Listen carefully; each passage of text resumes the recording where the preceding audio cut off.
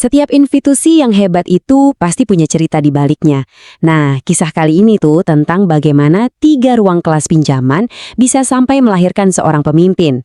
Ini adalah cerita soal ketangguhan, soal komunitas, dan visi yang luar biasa dari SMK Negeri 2 Purworejo, atau yang lebih akrab kita sapa Skanida. Kita mulai dari kutipan yang spesial banget nih. Soalnya, ini datang dari Bupati Purworejo saat ini. Dan tebak, beliau ternyata seorang alumni. Jadi beliau nggak cuma memimpin daerahnya, tapi juga merayakan ulang tahun alma maternya sendiri. Ini bukan sekedar nostalgia ya, tapi bukti nyata gimana sebuah sekolah itu benar-benar bisa membentuk masa depan. Sekarang coba kita putar waktu ke belakang. Lupakan sejenak gedung megah yang kita tahu sekarang. Coba bayangkan, institusi yang kini disegani ini justru memulai perjalanannya dari 3 ruangan pinjaman. Luar biasa ya perbedaannya. Oke, kita masuk ke bagian pertama. Kita lihat bareng-bareng gimana semua ini bermula. Kisah ini berawal di tahun 1964, sebuah era di mana kebutuhan akan pendidikan kejuruan itu lagi tinggi-tingginya di masyarakat. Jadi kampus pertama mereka tuh, wah bener-bener tersebar di 3 lokasi. Bukan gedung mewah loh ya, tapi ruang pinjaman. Satu di sanggar kegiatan belajar, satu lagi numpang di rumah warga namanya Mbah Wongso, bahkan sampai pinjem ruangan di rumah kepala desa. Ini bukti nyata banget kalau semangat belajar itu nggak bisa dibatasi oleh tembok. Dan ini nih bagian yang paling keren menurut saya. Gedung pertama Skanida itu nggak dibangun oleh pemerintah, tapi dari kantong para wali murid sendiri. Mereka iuran secara sukarela.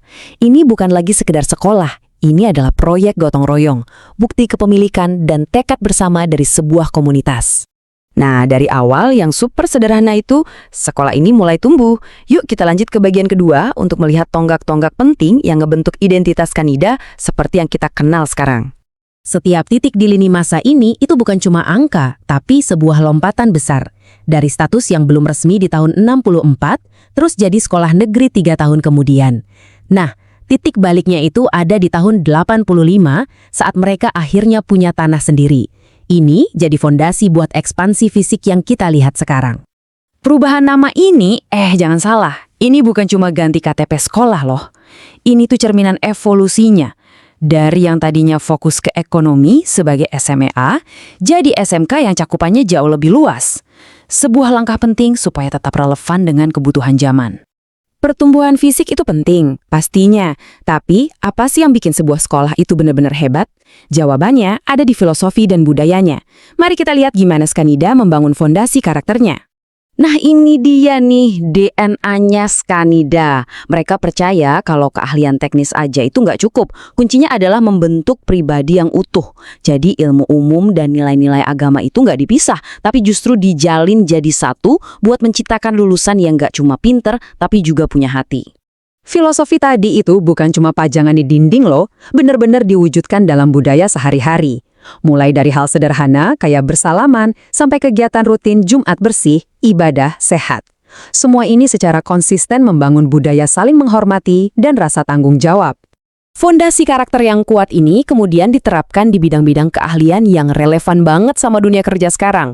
Dari keuangan sampai multimedia, Skanida benar-benar mempersiapkan siswanya untuk bisa bersaing di era global. Oke, fondasinya udah kuat, budayanya udah mantap. Terus hasilnya gimana? Yuk kita lanjut ke bagian terakhir untuk melihat bukti nyata dari warisan kesuksesan yang udah dibangun puluhan tahun ini. Angka ini, wow. Ingat kan tadi kita ngomongin 3 ruang kelas pinjaman? Sekarang Skanida jadi rumah pendidikan buat lebih dari 1.300 siswa. Ini bukan sekedar angka loh, tapi cerminan kepercayaan masyarakat yang luar biasa besar. Dan keunggulan mereka itu bukan cuma omongan, tapi udah diakui secara resmi. Akreditasi A itu nilai sempurna. Bisa jadi 9 besar di provinsi dan masuk 1.000 besar nasional. Itu menegaskan satu hal. Skanida bukan lagi jagoan lokal, tapi udah jadi pemain penting di panggung nasional. Jadi kalau kita rangkum ya, akreditasi A, cek. Sertifikasi mutu internasional, ISO, ada. Kampus yang luas dan pengalaman lebih dari setengah abad. Semua ini secara kolektif menegaskan status Skanida sebagai institusi pendidikan tingkat atas. Warisan kesuksesan ini tuh nggak cuma jadi cerita sejarah, tapi jadi api semangat buat generasi sekarang. Dengerin deh kutipan dari siswi bernama Ajeng ini. Rasa bangga dan inspirasi dari para alumni itu kerasa banget kan? Dan inilah bukti pamungkasnya. Apa sih bukti dampak terbesar dari sebuah sekolah? Jawabannya adalah ketika salah satu alumninya kembali untuk memimpin seluruh daerahnya. Fakta bahwa Bupati Purworejo saat ini adalah lulusan Skanida adalah penegasan paling kuat dari warisan kesuksesan mereka. Jadi, kisah Skandila ini benar-benar meninggalkan kita dengan satu pertanyaan penting. Bagaimana visi bersama sebuah komunitas untuk pendidikan bisa menciptakan warisan yang mampu membentuk bangsa? Ini bukan lagi cuma cerita tentang satu sekolah. Ini adalah pengingat bahwa dari tempat paling sederhana sekalipun bisa lahir para pemimpin masa depan.